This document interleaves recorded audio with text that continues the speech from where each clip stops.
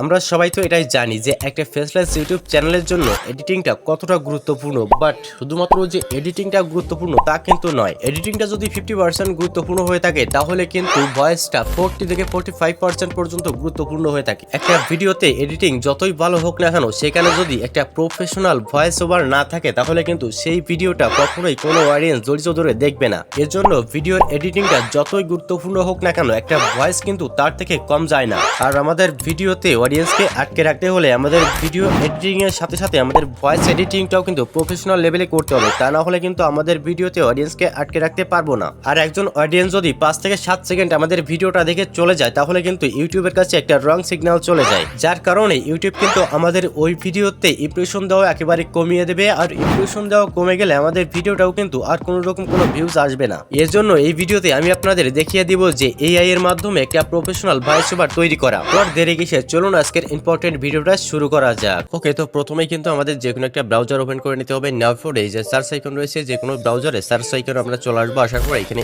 AI কোস্টেক্স লিখে আমরা just search করে দিব।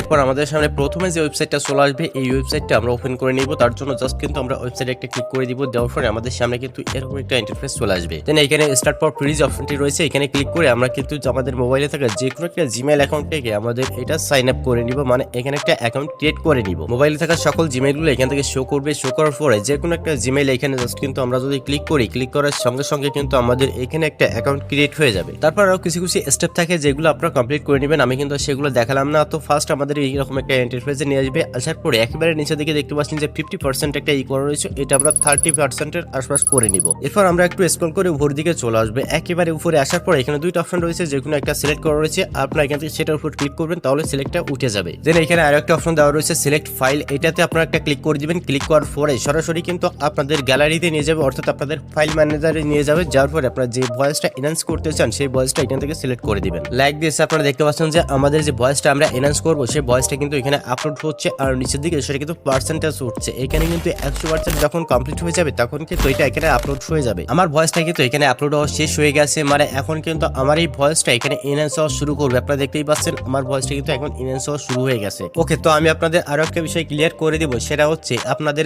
অডিও ফাইলটা যতটা বড় হবে বা যতটা লেন্থি হবে এখানে কিন্তু এনহান্স হতে ততটাই টাইম লাগবে। আমার যে ভয়েসটা আমি এনহান্স করছি এটার লেন্থ কিন্তু বেশি না, 5 থেকে 7 সেকেন্ডের ভিতরে হবে। এর জন্য কিন্তু খুব কম সময়ের ভিতরে আমার ভয়েসটা এনহান্স হয়ে গেছে, আর এখন এখান থেকে কিন্তু ডাউনলোড করে নিতে পারবো। ওকে, তো আমাদের ভয়েসটা এডিটের জন্য কিন্তু এখনো 50% কাজ কমপ্লিট হয়েছে, আর এখনো 50% কাজ বাকি রয়েছে। তার জন্য আমরা কিন্তু সরাসরি ল্যাক্সেস অডিও এডিটরে চলে যাব। ল্যাক্সেস অডিও এডিটরে আসার পরে আমাদের কিন্তু প্রথমেই যে ভয়েসটা আমরা ডাউনলোড করেছিলাম সেই ভয়েসটা এখান থেকে জাস্ট ইম্পোর্ট করে নিব। লাইক দিস আমাদের ভয়েসটা কিন্তু এই ল্যাক্সেস অডিও এডিটরে ইম্পোর্ট হয়ে গেছে। এখন আমাদের এই যে ভয়েসের যে বাড়তি অংশটুকু রয়েছে, যেটুকু আমরা কোনো কথা বলিনি সেই অংশটুকু আমরা কিন্তু কাট করে নিব। তার জন্য এই বাড়তি অংশটুকু আমাদের প্রথমে সিলেক্ট করে নিতে হবে। দেন তারপর এই যে 3 লাইনস অপশনে ক্লিক করে জাস্ট কাট করে দিলেই কিন্তু সেই অংশটুকু কাট হয়ে যাবে। এই সেম সিস্টেমে আমাদের শেষের যে অংশটুকু বাড়তি রয়েছে সেই অংশটুকু আমরা কিন্তু এভাবে কাট করে নিব।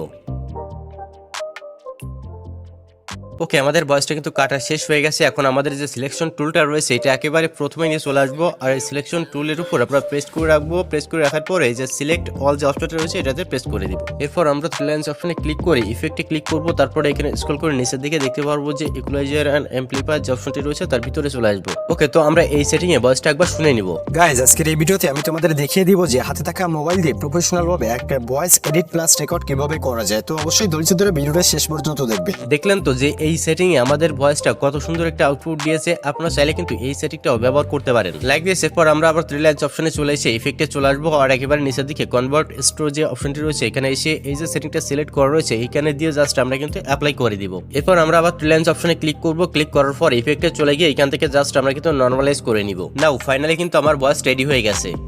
গাইজ, আজকের এই ভিডিওতে আমি তোমাদের দেখিয়ে দিব যে হাতে থাকা মোবাইল দিয়ে প্রফেশনাল ভাবে একটা ভয়েস এডিট প্লাস রেকর্ড কিভাবে করা যায়। তো অবশ্যই ধৈর্য ধরে ভিডিওটা শেষ পর্যন্ত দেখবে। ভয়েসটা কিন্তু মোটামুটি একটা প্রফেশনাল লেভেলে চলে গেছে। এখন কিন্তু আমাদের ভয়েসটা ডাউনলোড করতে হবে। তার জন্য সেভ অপশনে এসে এখানে যে লেখাটা রয়েছে আমরা চাইলে কিন্তু লেখাটা চেঞ্জ করে যে কোনো লেখাটা দিয়ে জাস্ট আমরা কিন্তু এখান থেকে এই ভয়েসটা ডাউনলোড করে নিতে পারবো। তো এটাই ছিল আজকের ভিডিও। আর ভিডিওটি ভালো লাগলে অবশ্যই লাইক করে দিবেন, আর যদি হেল্পফুল মনে হয় তাহলে অবশ্যই চ্যানেলটিকে সাবস্ক্রাইব করে বেল আইকনটি অন করে দিবেন।